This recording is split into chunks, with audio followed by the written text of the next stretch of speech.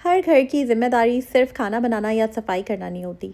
असल चैलेंज होता है घर को बजट में चलाना, पैसे बचाना और फिर सुकून के साथ लाइफ मैनेज करना। मैं भी पहले मंथ के एंड पे यही सोचती होती थी कि पैसे कहाँ चले गए, कैसे मैनेज होगा, कैसे खर्चा पूरा होगा। लेकिन फिर मैंने अपनी डेली रूटीन में कुछ चेंजेस किए, चाहे वो क्लीनिंग से रिलेटेड हो, चाहे वो कुकिंग से रिलेटेड हो, चाहे घर के छोटे बड़े सारे एक्सपेंसेस से रिलेटेड हो।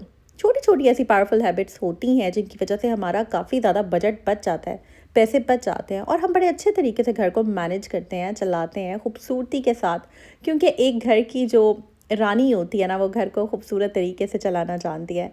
सो आज की वीडियो में आप लोगों के साथ शेयर करूँगी 7 best home making habits, home management habits, जिन्होंने मेरी लाइफ काफ़ी आसान कर दी। So let's get started. अस्सलाम वालेकुम and welcome back to home maker with G. हाँ, चैनल को सब्सक्राइब कर दीजिएगा और बेल आइकन पे क्लिक कीजिएगा।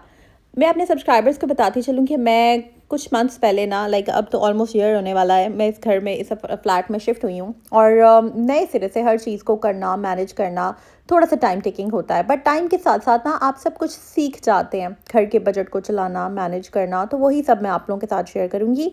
आई होप आपको इस व्लॉग से काफ़ी आसानी मिलेगी, तो व्लॉग फुल देखिएगा। और अगर आप भी होम मेकर है ना और हर मंथ आपका बजट जो है वो डिस्टर्ब हो जाता है, कभी ग्रॉसरी ज़्यादा हो जाती है, कभी इलेक्ट्रिसिटी बिल टेंशन देता है, तो यकीन मानिए आप अकेली नहीं है। ज़्यादातर औरतें जो है ना वो मेहनत बहुत करती हैं, लेकिन प्लानिंग के बगैर, और प्लानिंग के बगैर मेहनत अक्सर सिर्फ और सिर्फ ना थकन ही बन जाती है, सेविंग नहीं होती। सबसे पहला जो पॉइंट है ना जो मैं करती हूँ वो ये कि मैं कोशिश ये करती हूँ कि घर का खाना, घर का नाश्ता और घर की ही चीज़ें हों, जो भी हो। सबसे बड़ी चीज़ है, हम लोग ना अक्सर होम मेकर्स जो होती है ना, हम लोग कभी कभी ना खाना पकाने के मारे हम कहते हैं नहीं यार चलो बाहर से मंगा लेते हैं, या समटाइम्स इस तरह होता है क्रेविंग हो रही होती है बाहर की चीज़ों की। और फिर समटाइम्स ऐसे होता है कि हमारा इतना पैथेटिक एक्सपीरियंस होता है, इतनी बेकार चीज़ें आजकल, इतने ब्रांड्स हैं फूड के यहाँ वहाँ।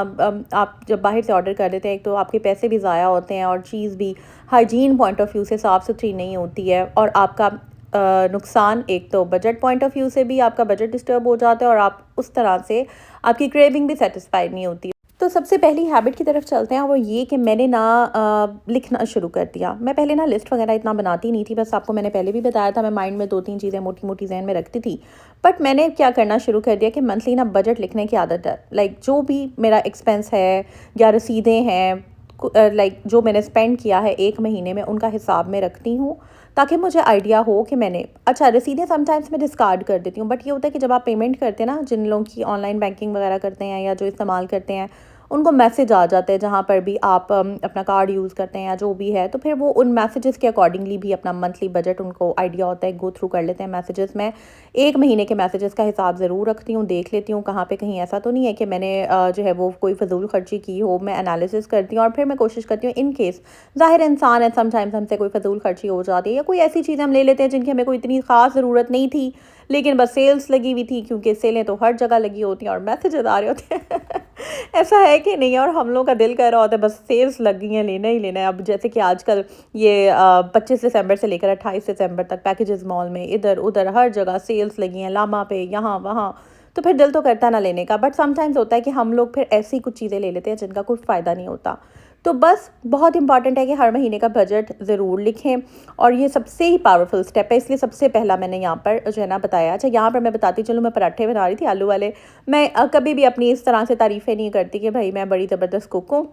सीधी सी बात है, जैसा मर्ज़ी पराठा बन जाए, पराठा मज़ेदार होना चाहिए, चाहे टेढ़ा हो, चाहे मेढ़ा हो, चाहे जैसा भी हो। वो गोल रोटी वाला कॉन्सेप्ट जो है ना, वो मैं ना तो खुद अप्लाई करती हूँ, ना मैं जो है ना इतना ज़्यादा अपनी ज़ात को मुश्किल में डालती हूँ। बस ठीक है, खाना अच्छा होना चाहिए, प्यार मोहब्बत से बना होना चाहिए और टेस्टी होना चाहिए। आपने देखा ही होगा मेरी कुकिंग बस ऐसी सिंपल सी होती है, बट मैं ज़रा जल्दी जल्दी फटाफट चीज़ें बना लेती हूँ, ईज़ी कुकिंग करती हूँ।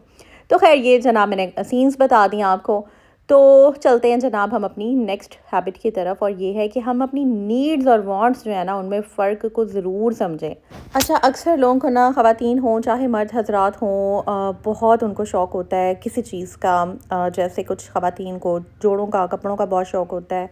वो तो खैर किसको नहीं होता, हर औरत को ही होता है। कुछ को जूतों का होता है, कुछ को जो है वो बैग्स का होता है। तो ठीक है, आई अंडरस्टैंड कि ठीक है यार, आपकी चाहत, आप दिल तो चाहता है ना, दिल की तो कोई लिमिट ही नहीं है, ये भी ले लूँ वो भी ले लूँ। लेकिन आपने जब अपना बजट मैनेज करना है ना, कंट्रोल करना है, तो फिर आपने बहुत सोच समझ के चीज़ लेनी है। देखना है मेरे पास ये चीज़ है नहीं है, तो आप फिर आप बाय कर लें। मैं हरगिज़ ये नहीं कहूँगी कि मत ख़रीदें, ज़रूर ख़रीदें। जैसे कि कुछ चीज़ें होती हैं, जैसे कि कुछ बैग्स होते हैं जो आपको ज़रूरत के होते हैं, कुछ चीज़ें जिनको पता होता है कि यार ये मुझे इस पर्पज़ के लिए काम आने वाली है, या हमें मेरे इस्तेमाल में ये चीज़ आएगी, तो वो आप ज़रूर बाय करें अगर आपके पास नहीं है। बट अगर उस तरह की 10 चीज़ें आपके पास ऑलरेडी पड़ी हैं और फिर भी लेते जा रहे हैं, हाँ, अगर आपकी अफोर्डेबिलिटी है, आप अफोर्ड कर सकते हैं, तो गो फॉर इट, ज़रूर आप लें। बट जहाँ पर आपकी अफोर्डेबिलिटी नहीं है, आपके घर के खर्चे आप बचा बचा कर उन चीज़ों पे स्पेंड करी हैं जिनकी ज़रूरत नहीं है, तो फिर वो बहुत गलत बात है। उसमें ये है कि आपको समझदारी के साथ चलना होता है। सो यहाँ पर जो है ना, ये पॉइंट को मैं ज़रूर कहूँगी कि आप सोचें कि आपके क्या ज़रूरियात हैं और आपकी जो है वांट्स हैं वो क्या हैं। सबसे पहले ज़रूरियात पूरी करें। आपकी क्या, आपकी बिजली के बिल्स, आपके घर के, अगर आप रेंट पे हैं तो आपका रेंट, आपकी ग्रॉसरी, आपकी बच्चों की एजुकेशन के पॉइंट ऑफ व्यू से फ़ीस जो है, बुक्स हो गई, ये वो, इस तरह की जितनी भी ज़रूरत की चीज़ें हैं। सर्दियां हैं तो सर्दियों के कंफर्ट के लिए जो घर में रिक्वायरमेंट्स हैं, गर्मियां हैं तो गर्मियों में घर के कंफर्ट के लिए जो रिक्वायरमेंट्स हैं, किचन है तो किचन में जो आपकी जो ज़रूरियात हैं, मसाले, ये वो सारा कुछ, मतलब वो ऑब्वियसली ग्रॉसरी में आ जाता है। तो ये सारी चीज़ें जो हैं अगर पूरी हैं, तो उसके बाद आप अगर अफोर्ड कर सकते हैं तो आप ज़रूर अपनी वांट्स की तरफ जाएँ।